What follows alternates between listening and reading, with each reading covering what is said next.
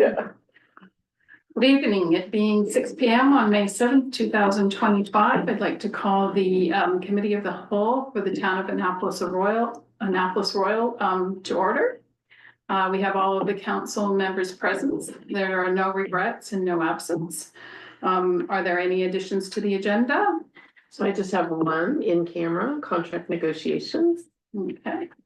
Has everybody had a chance, anybody have any, sorry, we've asked about additions to the agenda, then that being noted, we will approve the agenda and move on to disclosure of conflict of interest issues. Anyone have a conflict of interest to disclose?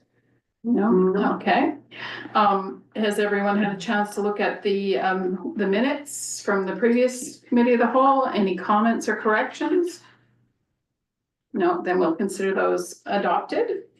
There are no presentations tonight, so we'll move past that, and no public input.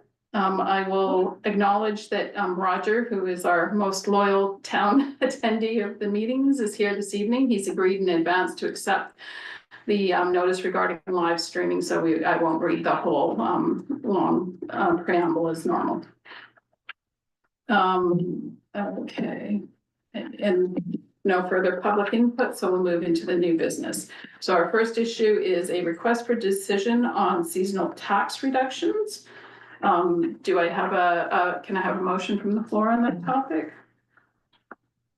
I'll move to recommend to council to approve the provincially mandated seasonal business reduction for 2025 for the following properties. Rule number 92274, an amount of $5,749 and 83 cents. Rule number 1408402, an amount of $1,083.95 cents. And rule number 4542975, an amount of $4,520.81 cents. Great. And a second. So I'll open the floor for discussion of the matter. Any comments or questions? Okay, then all in favor? Aye. And we don't say any against, we just move on. So unanimously carried. All right, our second new business is the town-owned tax reductions. Can I have a motion for that, please? All right, I'll move. I move to recommend to council to approve the write-off rule number 00092398 and rule number 04997409, interim taxes in the amount of $856.24 and $3,956.01 respectively for the town of Annapolis Royal and for the town-owned properties. I'll second that. I'll open the floor for discussion. I like this amend, not town for, but for the town of Annapolis Royal. Town property. Oh, thank you. Just a little correction. Okay. Any other discussion? All right, all in favor? Aye. Aye. Unanimously carried. Okay, the next topic is a request for decision on nonprofit organization property tax reductions. And can I have a motion from the floor for that? I'll move that. I move to recommend that council approves the tax rebate / reduction for the following not-for-profit properties for the 2025 year.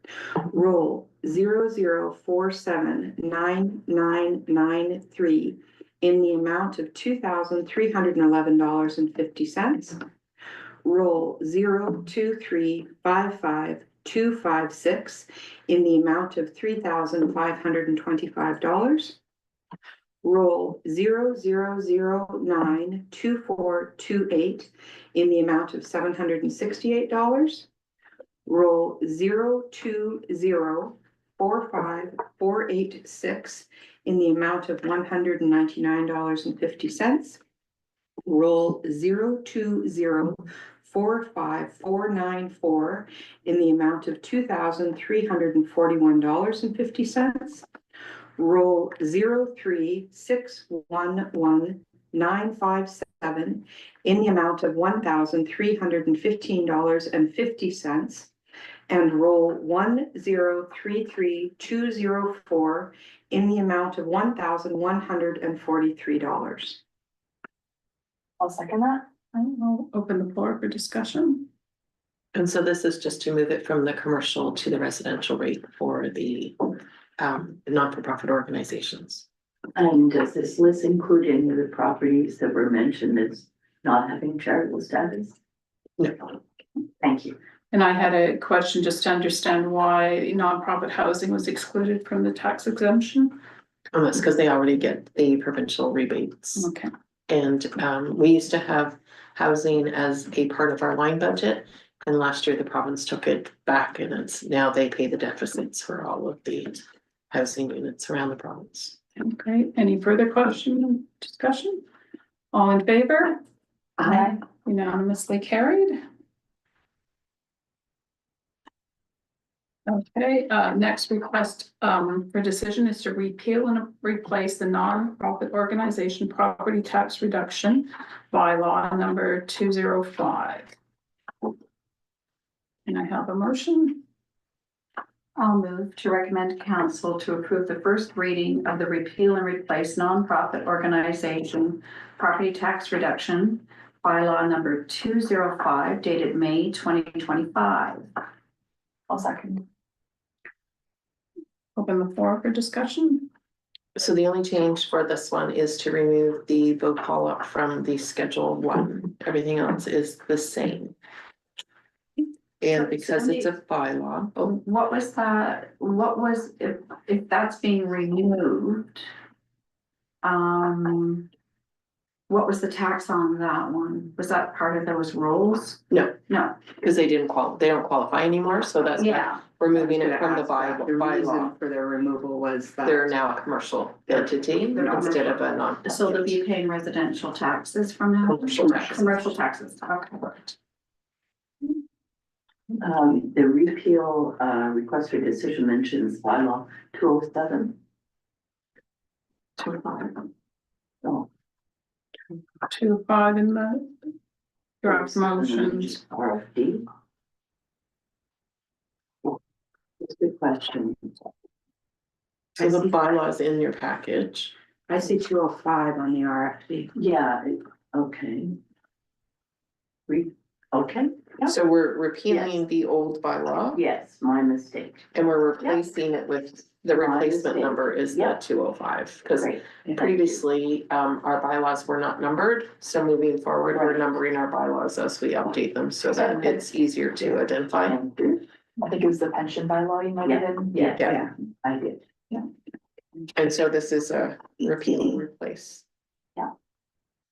So the outline I outlined it in the agenda package, the new MJ rules of changing a bylaw.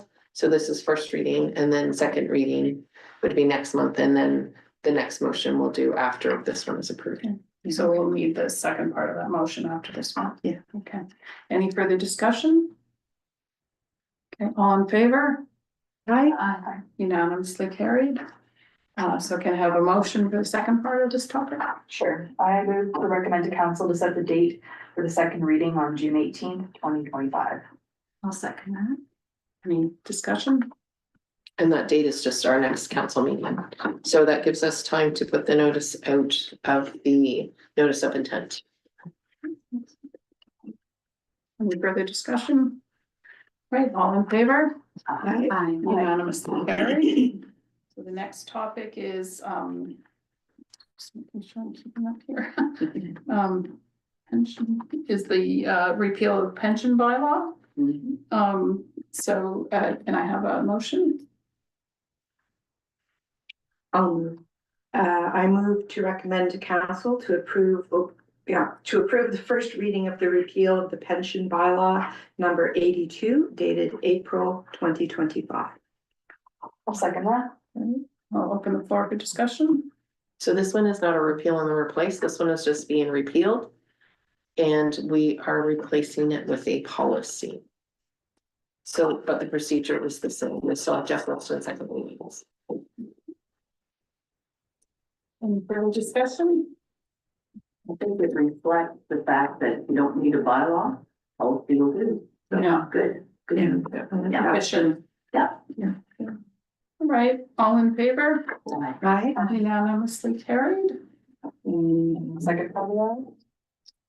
I'll move the second part of that as well, to recommend to council to set the date for the second reading on June 18th, 2025 at 5:30 p.m. Oh, we don't need that part, Oh, we don't need that part? No. Okay, because it'll just be on the regular council agenda. I'll cross that off the Yeah. list then. It's not it's a notice of intent, not a notice of public meeting, so, yeah, on the page it's not, so. Just a little mix up there, sorry. No problem. Better mistake than sorry. Yeah, one less motion, that's all. good. Oh, we still need the motion, just not the date, or the Oh. time. Oh. We don't need the 5:30 time, because it will be at the regular. Sorry to confuse you, so we do need the motion to set the date, but Okay. it will be at 6 o'clock with our other. Okay, agenda. I move that with the addendum. And somebody else is seconding. I'll second. Any discussion? Yeah. Excuse me. All in favor? Aye. Aye. Unanimously carried. Give me a second. All right. Next topic That was is. when we have to call 911. Yeah. Just. Where's his? Next topic is the repeal and replacement of the Human Resources and Procedures Policy. Can I have a motion, please? So, to recommend for council repeal and replace the Human Resources Policy and Procedures 2024-08 dated June 24, replace it with the Human Resource Policy and Procedures 2025-08 dated May 2025. Second that? I'll open for discussion. And the major change is salary scales, which for the first time the town has introduced. And I had just one question about that I had asked, and I was just wondering how our probationary period was determined. And the answer that I received from Sandy was. So, and it says up to 12 months probation, and it depending on the level of fire. So CAOs and chief of police are usually 12 months, directors are 6 months, and then regular staff are 3. But we have the option to extend any of them to the 12 period, so that's why it says up to 12 months. Yes. And thank you for the answer. Employees have to do 12 months. Yeah. Which is a long time. Yeah, that was why, Current. that's why I raised the question, because it seems so much longer than what I'm accustomed to in private corporations. So that's why I wanted to understand it better. Yeah. Another little benefit of joining the town of Annapolis. Did we get a second? Yeah, well, Yeah. All right, any further discussion? All in favor? Aye. Unanimously carried. So the next topic is the appointment of council members to the Human Resources Committee. So, yeah, so as we were reviewing it, Kim and I noticed that it needed to have 2 members of council to be appointed as the HR committee. And we did not do those appointments when you joined in October. So just looking to see, and who would like to put it? for my name. And I'll put my name forward since I've now been removed from another committee, so I don't want to put all the work on everybody else. Okay. I don't think we got a second. We don't have a motion yet. No, yeah, so we have to, So can I have a motion? I'll make a motion. I move to recommend to council to appoint Councillor Sadkowski and Councillor McDonald to the Human Resource Committee for a term of 2 years until December 31st, 2026. Second. I'll second the motion. Any discussion? I would suggest that one of the areas that our municipal NSFM does not pay attention to is human resources. They do not. So we have all these requirements for the audit committee, all these requirements over finance, but the only people who can spend money are people. And there's absolutely no requirement for training for people on human resource committees. Now, I know people have had training from previous experience, which is great. So I would say that whatever the Human Resources Committee needs in terms of training, whatever it wants to have, we should absolutely provide it. And if it's in addition to budget, that it should be done, because it would be done if you're managing money. Yeah. So whatever they feel they require to do their jobs, they should have the resources. That's just my comment. Do we know if there's any other sort of other municipalities that have any sort of set trainings that they maybe do there? It's not an area that NSFM or anybody else has ever bothered with. And it's of concern to me because we know, we saw through code of conduct training and everything what can happen when people don't have the training. We're lucky, we have people with previous experience. Even our little town over the years has had tremendous issues with human resource management. And, you know, expecting people to do the right thing with no training is ridiculous. We've been lucky so far, and we've had people with previous experience, previous training. But I find it's a real hole in the NSFM docket that there's no emphasis, very little on human resource management. Our CIO has taken advantage of a lot of courses because there's no prescription even for CIOs. On her own initiative, she's gone and taken courses which the town has covered. So I just feel the same resource should be available for anybody who sits on an HR committee. And I can send you the links that I have been using. And at our last, maybe our second to last community, Adams County Intermunicipal Working Group, HR was a topic, and we kind of agreed to share in training through the group. So if any HR training comes through that too, hopefully we can share it and use that as well. And I would just like to add that I think this would be a really good opportunity also for us then to put forward our issues around NSFM not offering or supporting any of that kind of training, as putting that forward as another advocacy issue for them. And perhaps in support, we can have the support of the municipalities that we are working with closely, may also be interested in supporting that kind of emotion. So they now have a process, NSFM does a proper process by which councils can essentially pass a resolution to move a particular issue of concern forward to NSFM so that they can determine whether or not it can become an advocacy issue for them. So there is a channel now that's pretty clear about how to get those things in front of them. And I think that's great, because in the past, the federal government used to have certification for HR professionals. They would do it in classification, which is salary administration, training and development, labor relations, staffing and recruitment. That's gone. The province of Ontario used to certify HR professionals. All that certification has disappeared into a generalist module, which is available through HR associations. Generalists do not make specialists. And so the whole area is kind of weak. Unlike the financial area where you've got all these designations. Well, there's one designation, it's a, HR, HR professional, but it doesn't really work in the same way the financial sector works. Might be just good timing too, on the heels of the code of conduct. Yeah. To sort of, bring that forward. That's what they're requiring all counselors and staff to complete, so. Yeah, great. Any further discussion? So I'll reiterate the motion just because we've discussed a bit more than some of the others. So the motion was to recommend to council to appoint Councillor Sikowski and Councillor McDonald to the Human Resources Committee for a term of 2 years until December 31st, 2026. All in favor? Aye. Carried.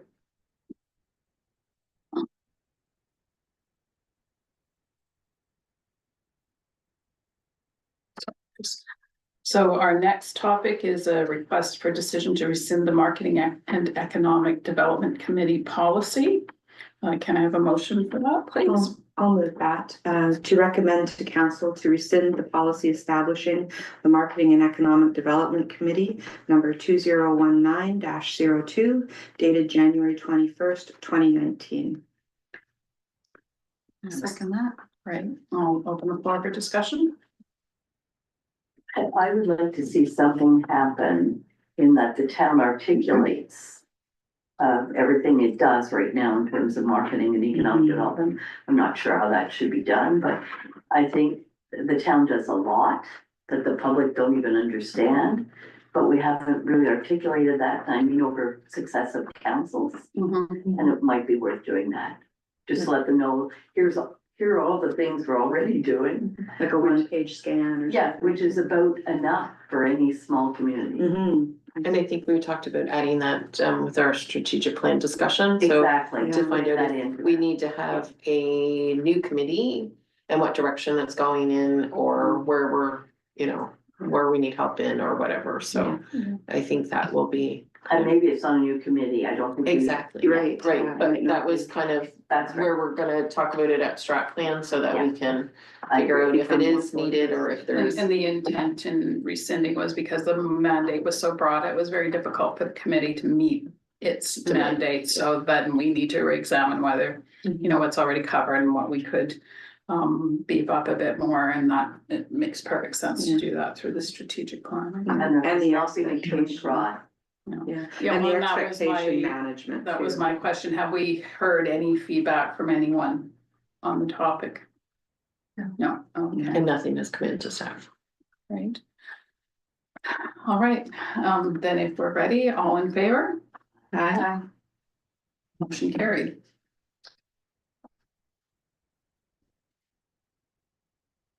Our next topic is to rescind the COVID-19 property tax financing policy. So of course, this was put in 2020. Mhm. And took a lot of time. The director of finance worked diligently on it for weeks and weeks and weeks.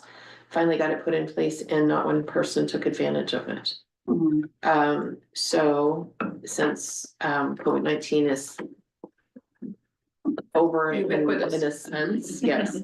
The director of finance has asked that we rescind this policy.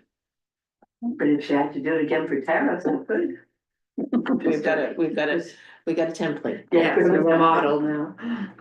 I'll make a motion, move to recommend council, I move to recommend council rescind the COVID-19 property tax financing program policy number 2020.02 dated June 4th, 2020.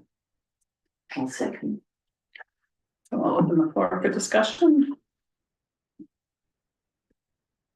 There being no further discussion, all in favor? Aye. Unanimously carried.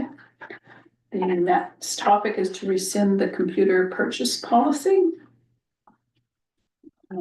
So can I have a motion on that? I'll move to recommend the council rescind the policy on computer purchase 2004-3 dated October 18th, 2004. Sonia? Second that. And that is just another policy that we haven't used in a long time.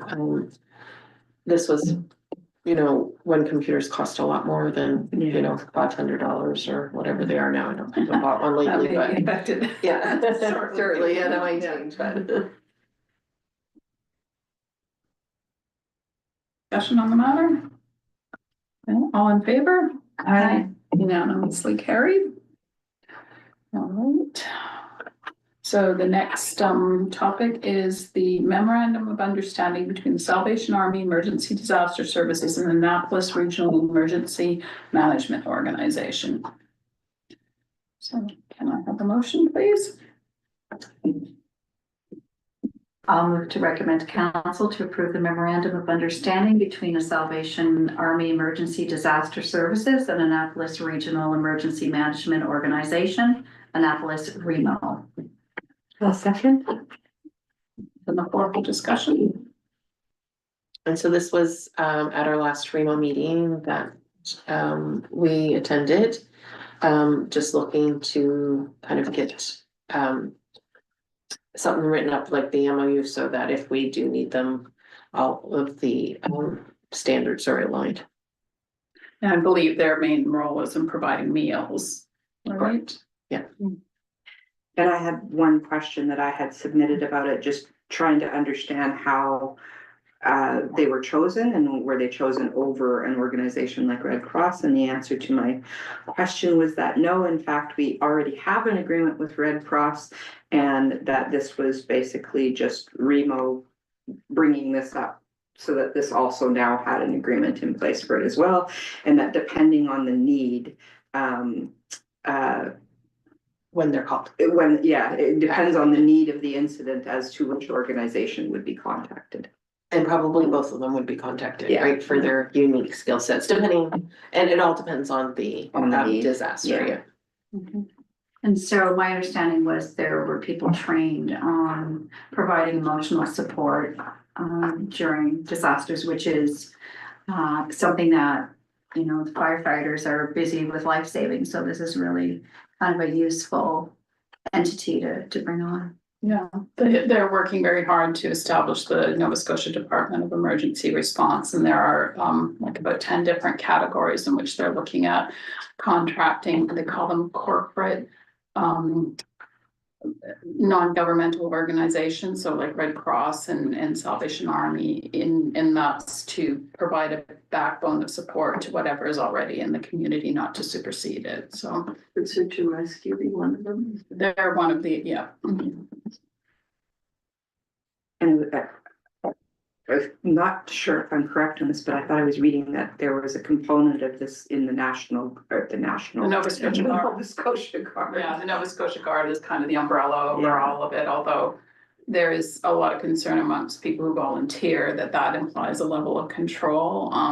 What they said at the NSFN meeting was that wasn't the case, that the idea was more to be a clearinghouse for available resources, so that if a community needs resources, that either say we call on our local Salvation Army to provide food and the emergency goes on for 10 days and they just run out of capacity, then the Nova Scotia Guard can pull people in from somewhere else to help. So that's sort of the intent, that it's there to help and coordinate people who maybe have an expertise but not an association to work for through, because you know, for example, lots of times there's people who can bring graders and diggers and things like that to help. Now, apparently there is an organization now in New Brunswick that does that. It's called Operation Rubicon. But they're trying to unify everything under this one umbrella so it can be more coordinated, and it's being done as a response to the mass casualty report. So they're kind of formalizing what exists now, but it's not Mhm. documented. Yeah, and I mean, the thing that I sort of came to peace with it a little more about, although I'm still willing to be questioning about it. There was an example in the US recently when they had floodings where there was a gentleman who could fly a plane, and he was flying in and taking people in and out. And he wasn't affiliated with any organization, which causes problems in terms of, does anybody know where that plane is and if it's going to run into another plane or not? Sadly, you need to make sure you have insurance, because people will sue you after the fact if they feel that you've done something inappropriate. So it's criminal record checks and all. yeah, of that. all of that. Yeah. So they, this is intended to try and help manage that, so that the volunteers who are in the forefront can do what they need to at the forefront. And then you wanted to add something, Sandy? So currently, unfortunately, with the incident that's happening in Truro with the lost children, Mhm. sometimes your ground search and rescue people are doing things that these Nova Scotia Guard people could be doing, and let them do what they're experienced and their knowledge base is in. So right now they've called, so there's 4,000 people on the list, but only 2,000 of the Nova Scotia Guard are certified. So you have to be certified and qualified before that you get called out. And so they have used some of the people just to do check-ins or registration desks instead of using your CGAR people, right? Because they should be doing the Okay. ground search and rescue instead of taking a registration, right? Another good example is when the fires in the South Shore, where they were having to move people's animals out Yeah. of barns. So large Yeah. animal movement is quite a large operation, a difficult operation where You want experts. people that have the equipment to do it and the expertise to move those animals out to a safe place is it's really important. So And they did mention at the NSFM conference that the Nova Scotia Guards the province is covering the insurance and the WCB. Okay, good. So that's another That's just good. information that we found out that Yeah, they're at least covering these people. right. Any further comment? Shall I reiterate the motion? If you're comfortable with it. Okay. So all in favor? Aye. Carried unanimously.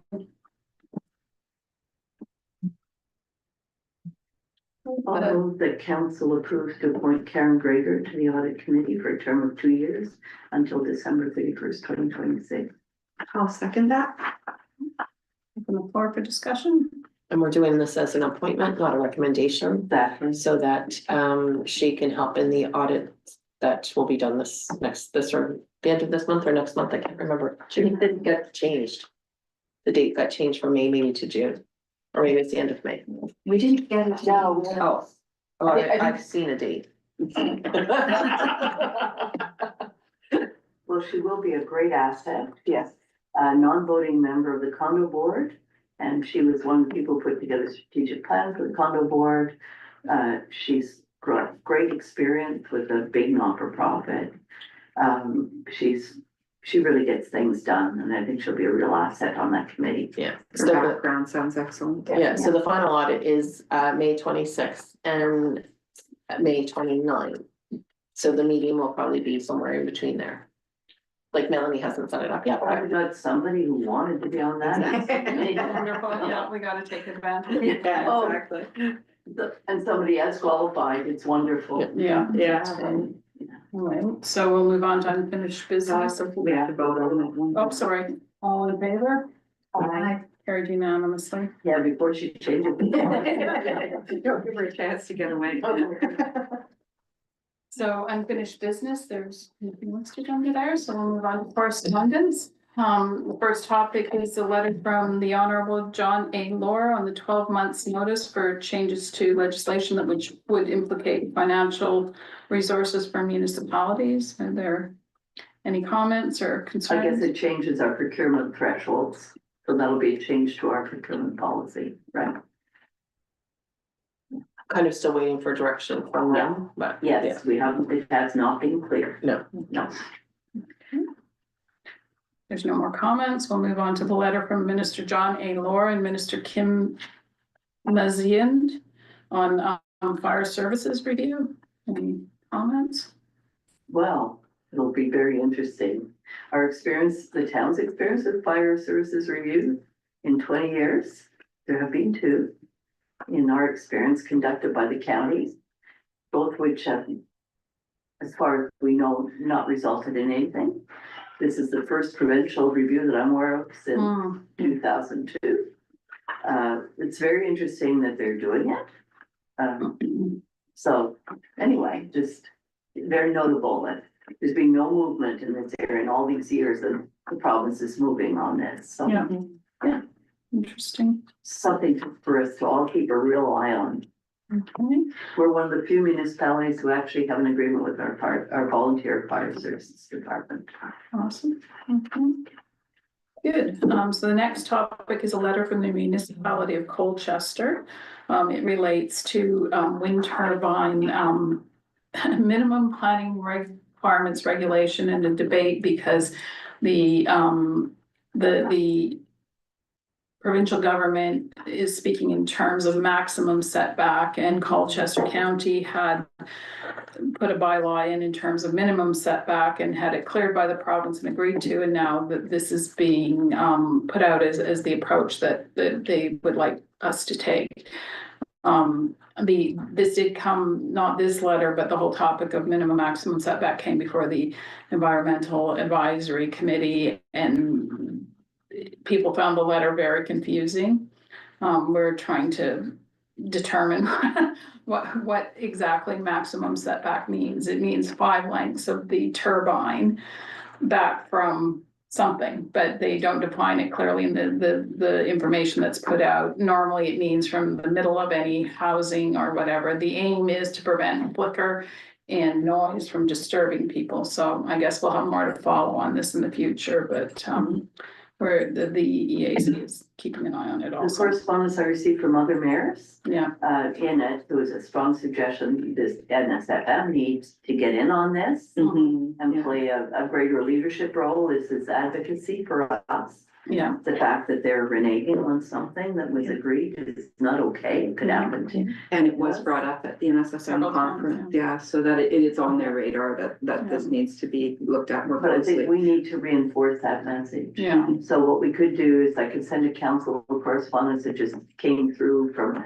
there were some there saying this is one that should go to NSFM, see if you want to do the same, and you won't send the correspondence out. This one was CC to NSFM. Yeah. Yeah. And I think that this is, again, the opportunity to take is to use NSFM's own new format for getting these issues in front of them and follow those formats so that we're consistent and constantly pushing them to be focusing on the things we want them to be focused So we on. might want to send our own letter in support of Yes, that, just exactly. to amplify. Well, it's not a letter of support anymore now, it's a resolution, so it has to be passed through council, but there's a whole new little process, but Okay, it's.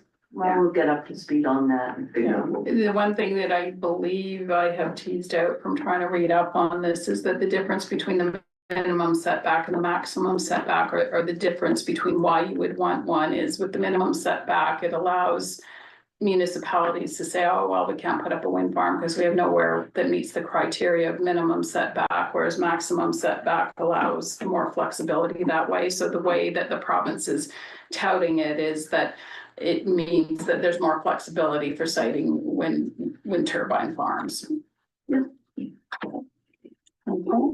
The next topic is letter from Honorable John A. Lohr, reprofiling of the beautification and streetscaping and community works program.